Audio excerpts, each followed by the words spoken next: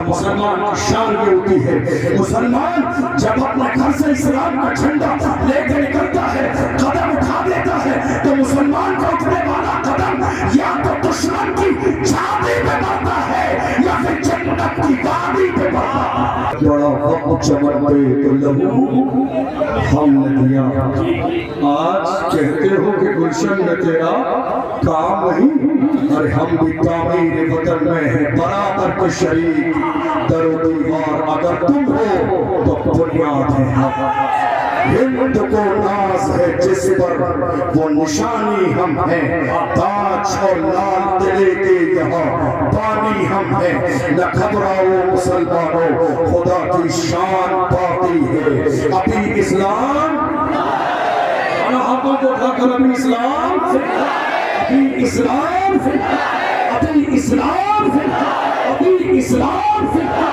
ابھی اسلام زندہ ہے، ابھی قرآن باقی ہے۔ یہ دشمن کیا سمجھتے ہیں جو اپنے دل میں ہنستے ہیں؟ یہ دشمن کیا سمجھتے ہیں؟ یہ دشمن کیا سمجھتے ہیں جو اپنے دل میں ہنستے ہیں؟ ابھی تو کربلا کا آخری میدان باقی ہے۔ رات اندوری نے کہا تھا نا، سبھی کا خون ہے شامل یہاں کی مٹی میں، یاد کر لیجیے اس کو، کسی کے باپ کا ہندوستان، احساس دلانے کی کوشش کی جا رہی ہے ملک کے کونے کونے میں کہ نہیں صاحب مسلمان ہندوستان کی سرزمین پر کرایہ دار کی حیثیت سے رہتے ہیں۔ میں ملک کے کونے کونے میں ہر جلسے میں یہ بات اپنی قوم کے جوانوں کو یاد کراتا ہوں، اے میری قوم کے جوانوں یاد رکھو اور اب بولنا شروع کر دو، ہندوستان کی سرزمین پر مسلمان اس ملک کے وفادار بھی ہیں، ذمہ دار بھی ہیں اور برابر کے حصے دار بھی ہیں۔ یہ جملہ بولا نہیں ہے، یہ جملہ بولا نہیں ہے زمانے سے۔ بہت سارے لوگ نیند میں آنکھیں مسلتے ہوئے کہنے لگے نہیں صاحب سب ہمارا ہے، نہیں سب تمہارا نہیں ہے، یہ ہمارا ایک عالم جسے تم نے جیل میں بند کر دیا، علامہ قمر غنی عثمانی، یہ ہمارے عالم جنہوں نے ملک کی آزادی کے لیے انگریزوں کے خلاف جہاد کا فتویٰ دیا، دنیا چلے علامہ فضل حق خیر آبادی کے نام سے جانتی ہے۔ کون علامہ؟ کالے پانی کی سزا دی گئی، جزیرہ انڈمان میں کوبار لے جایا گیا، انگریز آفیسر نے آ کے کہا تھا مولانا فتویٰ واپس لے لو، جان بخش دی جائے گی۔ علامہ فضل حق خیر آبادی نے انگریز آفیسر کے چہرے پہ تھوکا اور تھوکنے کے بعد کہا ہم مصطفیٰ کے غلام ہیں، ہمارے قلم سے جو فتویٰ نکلتا ہے حکومتیں بدل جاتی ہیں، فتوے نہیں بدلتے۔ کون؟ اشفاق اللہ خان، جنہوں نے ملک کے کونے کونے میں اس ملک کی آزادی کے لیے مہم چلائی، انگریزوں نے گرفتار کیا اور گرفتار کرنے کے بعد اس طرح سے ان کا جسم جلایا جاتا تھا اور جلانے کے بعد باضابطہ ان کے جلے ہوئے جسم پر نمک لگایا جاتا تھا، بے چین ہو جاتے بے قرار ہو جاتے اور کہتے اشفاق اللہ خان اب بھی وقت ہے، رجوع کر لو اپنے فتوے سے، انگریزوں کے ساتھ شامل ہو جاؤ۔ تڑپتی ہوئی حالت میں اشفاق اللہ خان کہتے تھے سرفروشی کی تمنا اب ہمارے دل میں ہے، دیکھنا ہے زور کتنا بازوئے قاتل میں ہے، وقت آنے پر بتا دیں گے کچھ ہے اے آسماں، ہم ابھی سے کیا بتائیں کیا ہمارے دل میں ہے، دیکھ لینا وہ وقت آئے گا، میں رہوں یا نہ رہوں پر میرا اسلام رہے گا،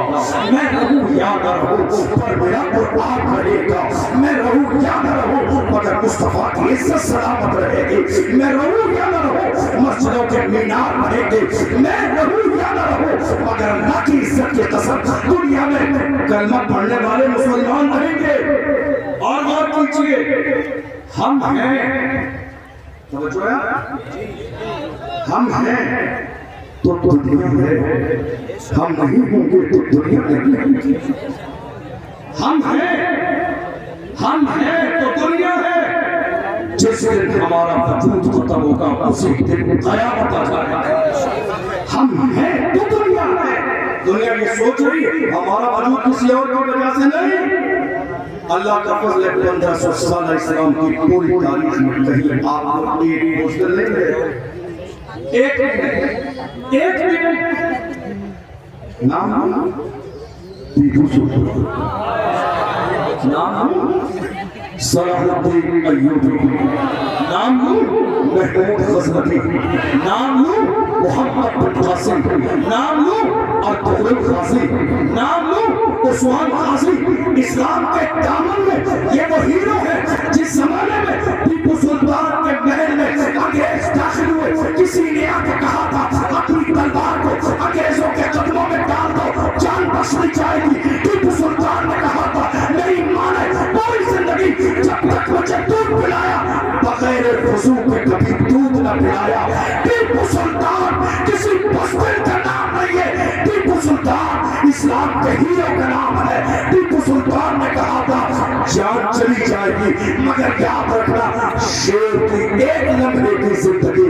گیدڑ کی 100 سالہ زندگی سے بہتر ہے۔ یہی وہ جملہ ہے پوری دنیا میں سنہرے حرفوں میں لکھا ہوا ہے، جان دے دیں گے مگر کسی بھی قیمت انگریزوں کے ہاتھوں میں ہاتھ نہیں دیں گے۔ تمہیں یاد رہی بہادر شاہ ظفر رنگون کی جیل میں ان کے بیٹوں کے کٹے ہوئے سر لے جا کر دیے انگریزوں نے اور کہا دمدمے میں تم نہیں خیر مانگو جان کی، اے ظفر ٹھنڈی ہوئی شمشیر ہندوستان کی۔ تو بہادر شاہ ظفر نے کہا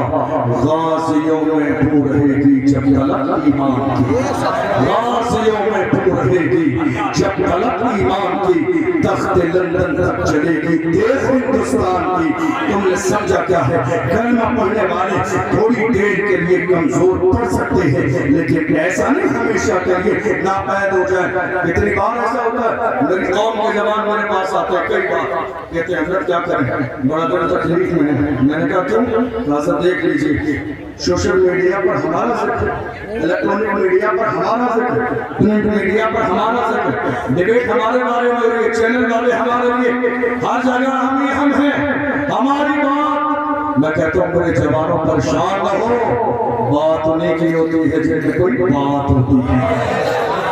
بات انہیں کی ہوتی ہے جن میں کوئی بات ہوتی ہے، ورنہ ہماری تاریخ یہ رہی ہے باطل سے دبنے والے ایاس نہیں ہم 100 بار کر چکا ہے تو انتہا ہمارا مغرب کی وادیوں سے اونچی ازا ہماری رکنا نہ تھا کسی سے سیل روا ہمارا اے آبرود گنگا وہ دن ہے یاد تجھ کو اترا تیرے کنارے چکا روا ہمارا۔ کلمہ پڑھنے والے مسلمان دنیا کی سرزمین پر جہاں بھی رہے، مجھے یاد ہے ہماری زندگی میں ایک دن وہ بھی آیا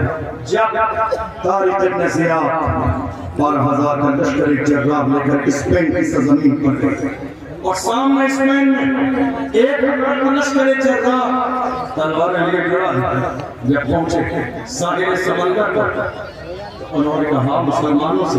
کہ جتنا لشکر تمہیں نظر آتا ہے اس سے بڑا لشکر پیچھے ہے۔ کچھ لوگوں کے قدم ٹھمکانے لگے، ایسے عالم میں حضرت طارق ابن زیاد نے اپنی کشتی کو ساحل سمندر پر جلا دیا۔ لوگ حیران ہو گئے، کہا طارق یہ کیا کرا؟ واپسی کا آپشن نہیں چھوڑا آپ نے، ساحل سمندر پر کشتیاں جلا دی۔ حضرت طارق ابن زیاد نے کہا ہم مومن ہیں، ہم اپنے گھر سے نکلے تھے ہاتھ میں اسلام کا جھنڈا لے کر، اور مسلمان کی شان یہ ہوتی ہے مسلمان جب اپنے گھر سے اسلام کا جھنڈا لے کے نکلتا ہے قدم اٹھا دیتا ہے تو مسلمان کا اٹھنے والا قدم یا تو دشمن کی چھاتی پہ پڑتا ہے یا پھر جنت کی وادی پہ پڑتا ہے۔